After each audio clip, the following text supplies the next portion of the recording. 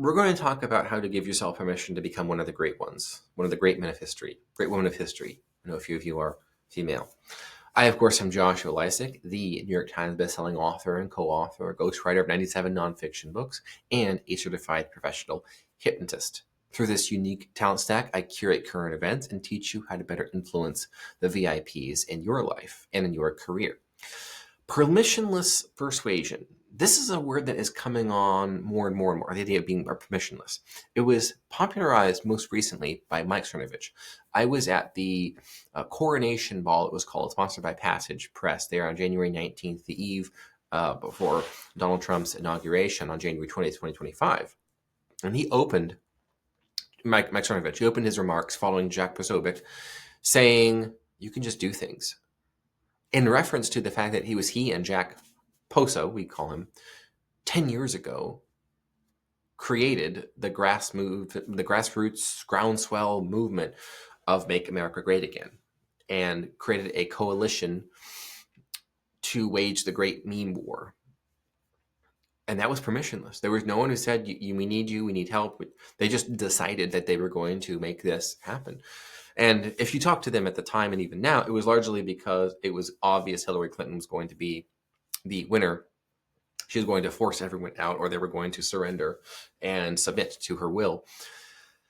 And the real belief and expectation was that she was going to launch World War III, and that was the intention. It was going to be a combination of George W. Bush and Barack Obama, neocon, neolib, globalist, empire-building shenanigans that was going to make everything about the Middle East worse than it had been under the various insurgencies after about 2005 or so in Iraq, and return of the Taliban to Afghanistan, and the development of ISIS, or as Obama always said as president, ISIL, which was just weird. In any case, it was permissionless. This needs to happen. Seeing what needs to happen in the world and just doing it. That was what Jack Posobiec and I did, by the way, with this book right here, Bulletproof. It's a Newsmax bestseller endorsed by President Donald J. Trump himself. It's the first and only book covering the assassination attempts. So what did we do with that book? Well, we began writing it. I began writing it a couple of hours after Trump survived the assassination attempt in Butler, Pennsylvania on July 13th. I remember getting my phone, and remember this book that you probably have read, So Good They Call You a Fake? It's the magnum opus of my first decade, and then some, as a professional nonfiction book ghostwriter for breakout stars in their niche, in their industry, in their profession. I'm sitting there eating Thai food, of all things, and I feel a text message, a buzz, and I open it up. It is about 6:20 p.m., 6:25 p.m. The incident occurred at 6:11, by the way, as you know. And it's from one of you. And a text message says, so good they try to kill you. Like, so good they call you a fake, right? So the so good has been a thing. I created a short sequel called So Good They Call You a Fascist, based on the success of the book Unhumans, which was a New York Times bestseller, of course, and was a ground up, grassroots, groundswell, it's Trump or communism, let's say, frame for the campaign, of the presidential campaign of Obama, or rather, I guess technically, yeah, if he was pulling the strings, Biden, and then Kamala Harris, Comrade Kamala, against Donald J. Trump.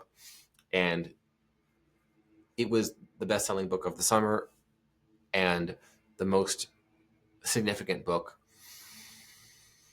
in modern memory. It's since become a cult classic. Tens of thousands of copies sold. #1 bestseller nationwide. And now being translated into multiple languages. The covers of the different editions in different languages are pretty cool, by the way, because they kind of do their own thing. In any case, so good they try to kill you. And I saw a text message. And I thought, oh no, someone just shot soon-to-be President Donald J. Trump, and he survived. It's a message that I just took from that. And of course, I go and I look, and I'm enraged because I go Google it. And I see headline after headline after headline. Of course, I see the video on X. Elon Musk praying for the welfare of Donald J. Trump and wholeheartedly endorsing him for president after this. And by the way, it was on October 5th, I believe, that Elon Musk was there on stage with Donald Trump himself, the whole family. The comparator family was in the front row near where Jack and his brother Kevin Posobiec and I were there in the front row. They were having a rough day. But there were about 100,000 people there, so it was a sort of a memorial service for Corey Comparatori. That was an incredible experience. But the point is, I saw what happened, and then I look at, after seeing him obviously survive, like it's obvious that it's a shooter. I go to see CNN, Washington Post, New York Times, and the headlines are, Trump falls following security incident. Trump falls, hits head. And then these talking heads are talking about how, well, the Republicans have been saying it, because they've been saying for so long that it's actually Biden who's mentally incompetent and physically feeble. But look at Trump falling off the stage at this event in Butler. This is what they're saying. Minutes, hours, and for the few days afterwards. And I was enraged. The lesson here is permissionless persuasion. What did I start doing that very night? I write the first chapter of the book that night. We didn't have a book deal, by the way, but I decided there needs to be the official story of what really happened. So that this will never be forgotten. And more importantly, it will not be forgotten in the weeks and in the few months left until the election. I will do whatever it takes to keep this moment in popular consciousness. I talked to you a few days ago about vibes. The vibes of this country were, and I created a meme that went viral based on this, using this picture, by the way. And there's a reason we use this. We use this picture, by the way, of soon-to-be President Donald J. Trump having just survived there on the deck, on his knees, with his cap beside him. As Elon said, blood coming down the face. We chose that one because a man sees that, and it speaks to something very ancient and pre-verbal in every man. I have to help him. This is my leader. I have to help him. And I created a meme based on the image using from the book cover, and it said,